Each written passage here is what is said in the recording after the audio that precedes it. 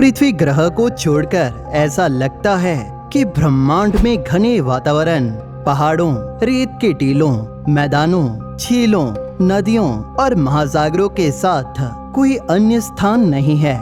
लेकिन समय के साथ हमें यह पता चला है कि हमारे सौरमंडल में एक ऐसी जगह है जो वास्तव में पृथ्वी के जैसी है और जहां पर पृथ्वी के जैसे ही यूनिक वेदर साइकिल और लैंडस्केप्स भी हैं, जिन्हें तरल और वॉल्केनिक एक्टिविटी द्वारा नक्काशा गया है। कुछ विशेषज्ञों के अनुसार ये अपने शुरुआती चरण में पृथ्वी के जैसा भी रहा होगा और जिसकी वजह से कुछ वैज्ञानिकों का मानना है कि मंगल के बजाय इसे पहले कोलोनाइज करना बेहतर होगा। दोस्तों, हम यहाँ बात कर रहे हैं शनि के चांद टाइटन की, जहाँ हाल ही में इसके नारंगी बादलों में कुछ विचित्र छुपा हुआ पाया गया और इसी वजह से नासा अब टाइटन के लिए एक मिशन की योजना बना रहा है। लेकिन उन्होंने यहाँ क्या खोजा, ये इतना महत्वपूर्ण क्यों है? इससे पहले कि हम उस तक पहुँचे, आइए इस अजीब दुनिया टाइटन के बारे में थोड़ा जान ले। हमारे सौरमंडल में 150 से अधिक चंद्रमा हैं, फिर भी उनमें से केवल 4 के पास ही अपना वायुमंडल है। टाइटन उनमें से एक है, जो हमारे सौरमंडल का दूसरा सबसे बड़ा चंद्रमा और शनि का सबसे बड़ा चंद्रमा है। टाइटन सौरमंडल की एकमात्र ऐसी जगह है जिसकी सतह पर पृथ्वी के अलावा लिक्विड्स मौजूद हैं। इसका वेदर साइकिल भी हमारे जैसा ही है, लेकिन पानी के बजाय इसमें जो बादल हैं वो जमे हुए लिक्विड मीथेन और इथेन की बौछारें करते हैं। ह्यूमन कोलोनाइजेशन के लिए टाइटन एक आइडियल लोकेशन हो सकता है। वास्तव में यहाँ की कंडीशन एक long term self sustaining human colony के लिए बिल्कुल सही है। टाइटन एक ऐसी दुनिया है जो देखने में काफी हद तक पृथ्वी की तरह है, लेकिन इसका वातावरण पृथ्वी से 4 गुना घना है और यहाँ का वायुमंडलीय दबाव पृथ्वी की तुलना में लगभग 60% अधिक है। आपको एक आइडिया देने के लिए, ये इतना प्रेशर है जो आप 50 फीट गहरे पानी के अंदर तैरने पर महसूस करेंगे। इसका मतलब है कि आप टाइटन की सतह पर घूमेंगे तो आपको एक बल्कि प्रेशराइज सूट नहीं पहनना पड़ेगा। टाइटन का वातावरण इसमें आने वाले dangerous radiation, solar energetic particles और गैलेक्टिक कॉस्मिक रेस को टाइटन की सतह तक पहुंचने से पहले ही रोक लेता है, जैसे ये लोगों के रहने के लिए एक सुरक्षित हैबिटेट बन जाता है। दूसरी ओर अगर बात करें मंगल ग्रह की, तो वहाँ पर ऐसा कोई प्रोटेक्शन नहीं है। टाइटन की ग्रेविटी पृथ्वी की ग्रेविटी से 14 गुना कम है, इसीलिए मनुष्य इस पे आसानी से चल या उछल सकते हैं। लेकिन टाइटन बेहद ठंडा है, क्योंकि ये सूर्य से औसतन 886 मिलियन मील्स दूर है। यहाँ पर आपको गर्म रहने के लिए एक सूट की आवश्यकता होगी, क्योंकि यहाँ की सतह का तापमान -290 डिग्री के आसपास है। यहाँ की सतह पर पहुँचने वाली सूर्य की रोशनी पृथ्वी पर देर से सूर्यास्त की तरह रहती है, यानी कि बहुत ही ज्यादा डिम। टाइटन शनि ग्रह के साथ टाइडली लॉक्ड है, जिसका मतलब है कि यह अपने ऑर्बिट के दौरान शनि की तरफ अपनी एक ही साइड को हमेशा रखता है, जिस दौरान ये शनि से इतनी दूरी पर रहता है और इसका रेडियस लगभग 1600 मील्स का है। टाइटन को शनि की पूरी परिक्रमा करने में 15 दिन और 22 घंटे लगते हैं और सूर्य की पूरी परिक्रमा करने में 29 पृथ्वी के साल लगते हैं।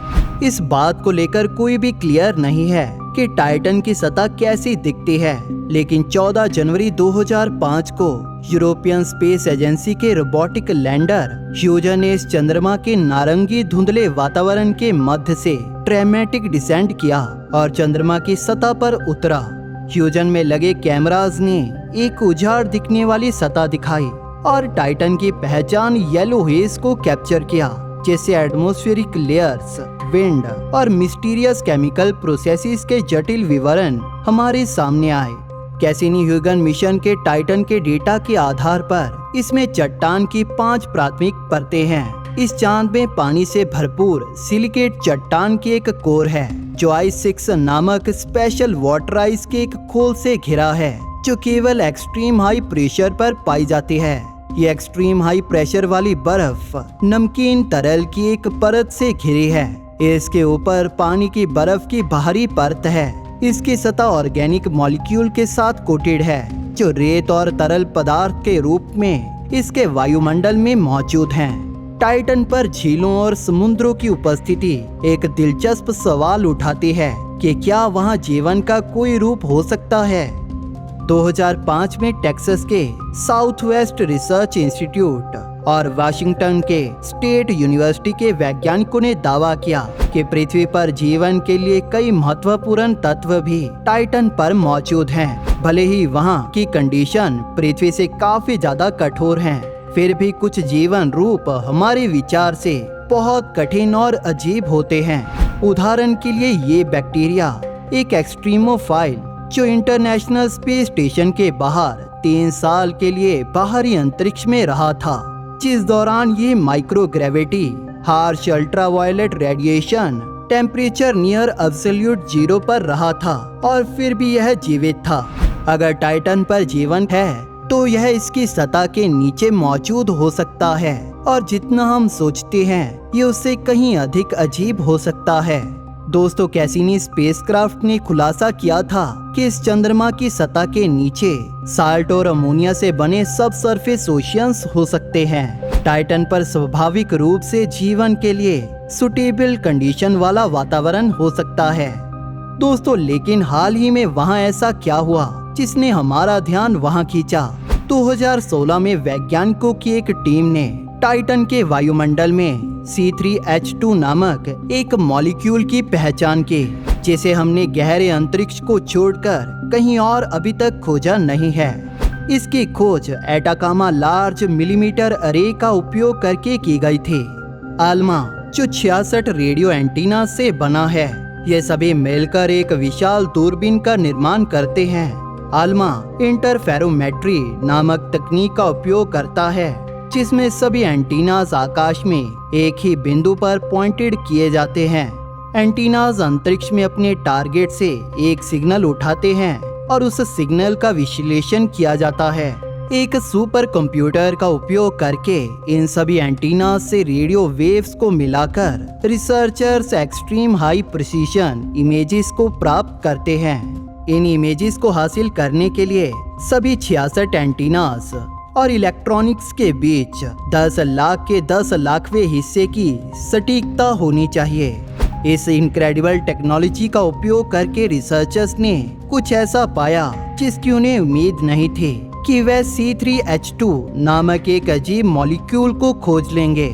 C3H2 एक अजीब ऑर्गेनिक मॉलिक्यूल है जो पृथ्वी पर मौजूद नहीं है और एक प्रयोगशाला में देखा जा सकता है।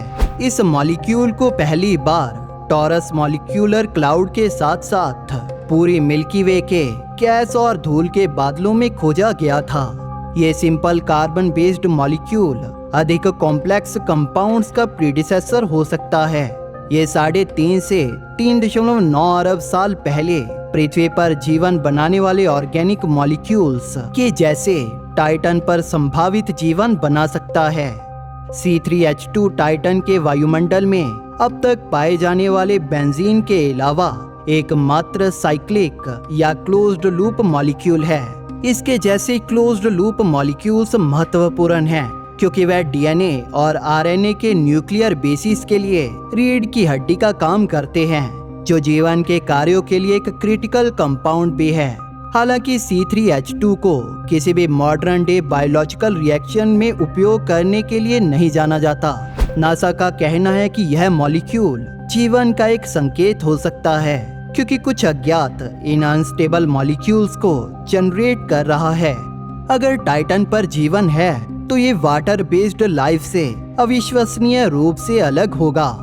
टाइटन पर इस नई खोज से नासा इतना प्रभावित हुआ कि वह इस चंद्रमा का और अध्ययन करना चाहता है। इस वजह से 2019 में नासा ने ड्रैगनफ्लाई मिशन की अनाउंसमेंट की थी, जिसे 2027 में लॉन्च करने की योजना है। इसे 2036 में टाइटन तक पहुंचने में 9 साल लगेंगे और इस मिशन की कुल लागत लगभग $1 अरब होगी। ड्रैगनफ्लाई एक बहुत ही यूनिक स्पेसक्राफ्ट डिजाइन है और यह एक बड़े क्वाडकॉप्टर ड्रोन की तरह है, जिसमें प्रत्येक अंतरिक्ष यान के चारों कोनों पर 2 रोटर्स होते हैं, इसीलिए इसका नाम ड्रैगनफ्लाई है। जब ये 2036 में टाइटन पे पहुंचेगा तो ये अपना अध्ययन करने के लिए अलग अलग एरियाज का सफर करेगा। इस ड्रैगन फ्लाई के साथ वैज्ञानिकों ने इस चंद्रमा की लो ग्रेविटी का फायदा उठाने का फैसला किया है। ये पहली बार होगा जब नासा विज्ञान के लिए एक मल्टी रोटर स्पेसक्राफ्ट को उड़ाएगा और Dragonfly vertical take offs और लैंडिंग करने में भी सक्षम होगा। चूँकि जीवन के बिल्डिंग ब्लॉक्स या टाइटन के ऑर्गेनिक मॉलिक्यूल्स पृथ्वी के जैसे हैं, अब हमारा केवल एक काम बचा है, वो है इस स्पेसक्राफ्ट का निर्माण करना और इसे लॉन्च करने के लिए तैयार करना। भले ही हमें वहाँ वो ना मिले जिसकी हम उम्मीद कर रहे हैं, ड्रैगन फ्लाई मिशन हमें टाइटन के बारे में बहुत कुछ बताएगा। ऐसा लगता है कि हमें जल्द ही किसी अन्य ग्रह या चंद्रमा पर जीवन मिल सकता है और यह विज्ञान और मानवता के लिए एक बहुत ही रोमांचक समय होगा। आपको क्या लगता है कि क्या हम टाइटन पर कोलोनाइजेशन कर पाएंगे? हमें कमेंट सेक्शन में जरूर बताइए। अगर आपको ये वीडियो पसंद आई तो इसे लाइक और शेयर जरूर कीजिए और इसी के साथ ऐसी ही वीडियोस देखने के लिए हमारे चैनल को सब्सक्राइब जरूर कर लें और बेल नोटिफिकेशन ऑन करना ना भूलें ताकि नई वीडियोस की नोटिफिकेशन आपको अपलोड होते ही मिल जाए। Thank you for watching. दोस्तों, इस वीडियो को अंत तक देखने के लिए आप सभी का धन्यवाद।